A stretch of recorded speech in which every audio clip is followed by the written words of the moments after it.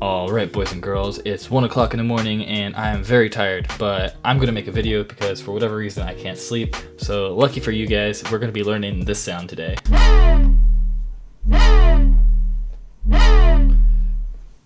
So detuned whoa bass that kind of goes down in pitch over time.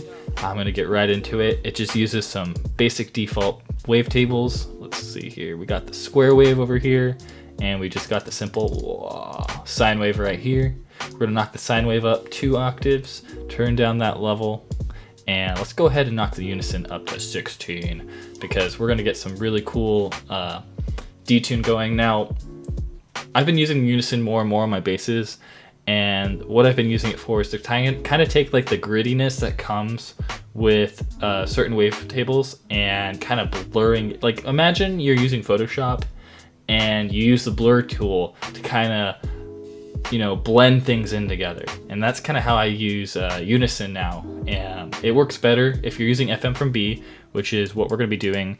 It works better on what it's being FM'd from as opposed to 2. So we're going to leave this alone, but you can also play around with this to get a more exaggerated effect in some circumstances. Other than that, we're going to go ahead and make our LFO, which is just bringing this over right here to the first line and knocking this down to the line right below the center right at this point. And then we're going to actually throw it, let me check my reference right here, on bar and put it on trigger, knock this over, put it on our level, and also knock it on our FM from B, but we're only going to bring it over about 2, and that's because it just gives it a little bit of character. Oh, perfect. And let's go ahead and hear that sound. It's probably going to be awful. So not really what we're looking for, but we're going to go ahead and quote fix it in post. And by post, I mean the effects chain. So let's go ahead and throw a filter on and knock it to low 18. Bring the cutoff all the way down, and we're going to go ahead and put a LFO on it to 80. And that's just gonna, oh my goodness, 81's fine. There we go. And then we're gonna go ahead and turn on noise, just a little bit of noise, not too much. Right there. Noise, like 8's fine.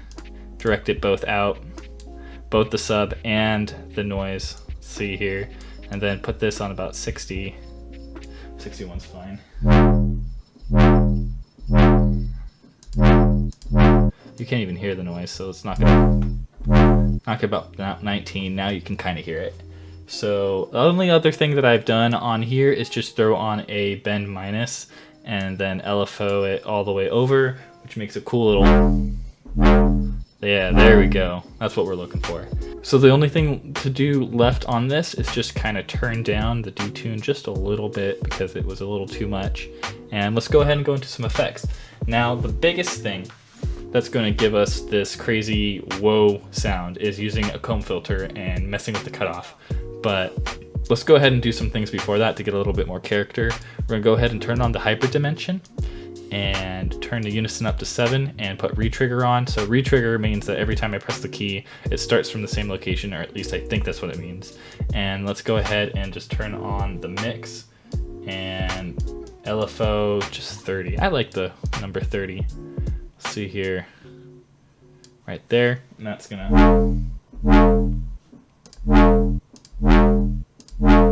kind of clean it up a little bit and make the motion more consistent. There's a little less grittiness going across it. It feels a little smoother. So then we're gonna go ahead and throw on a compressor, and this is just gonna kind of mess up our sound. But the cool thing is what you can do with sounds is just add a ton of frequency and then fix it with a filter. And by fix it, I don't mean necessarily like put broken pieces back together. I mean make something cool out of an exaggerated, distorted sound.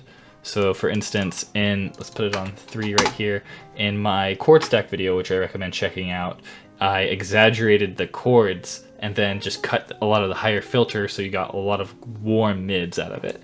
And that tends to work really well in sound design. Let's go ahead and throw a asymmetrical distortion on 50 and just, so we got tons of frequencies that we need to fix up. Next we're going to throw on a flanger for some character. Let's go ahead and turn down that rate, and sorry boys and girls, but we're going to go ahead and throw it on 68. I know. So that gives it some some deeper character, which is what I love using the flanger and the phaser for, is if I'm looking for a little more depth or a little deeper feel to it, I throw those on and start messing with the frequency, the depth, and the feedback, and it gives me tons of good results. It's really good for growls, which I'll show you in a future video. And then what comes are butter, the main deal, the icing right here is our filter. I don't know why that was so hard to find. And we're gonna go ahead and throw on the Comb Plus. Now, with the comb filter, it's always very, very particular. So we gotta type it in right here, 137. And if you don't know where that is, it is in the double click for typable values on controls. I think I say that every video. So I would check out my other videos because there's tons of information on there. We're gonna put the cutoff on 62. And then we're gonna go ahead and put the LFO on 18. So it's very particular. Otherwise you get some pretty crazy noises, and this should give us our,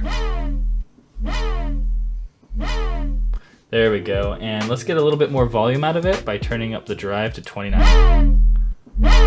There we go. So that's what we're looking for. You know, you can just throw on just a tiny bit of reverb, maybe just bring this down to 8.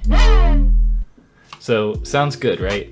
Now the only other thing we're gonna do is just mess with the pitch a bit. So you can go ahead and make a second LFO, and I'll kind of show you what I do to make a drop in pitch with basses.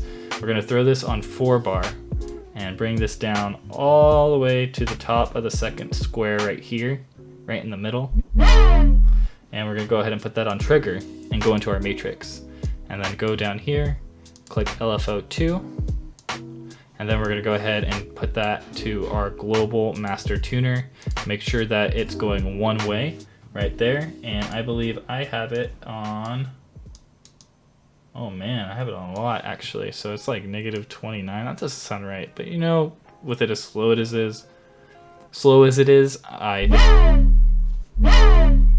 so there we go. That gives our drop in pitch, and it kind of makes it more of a hit at maybe the beginning of a drop, or who knows. So that kind of sums up the sound. Pretty simple, pretty straightforward. If you learned something from this video, go ahead and like and subscribe, because man, do I enjoy numbers. And if you want to comment on how tired I appeared in this video or leave any other feedback, always appreciate it. I read every comment. So other than that, hope you have a great day. Thanks for watching.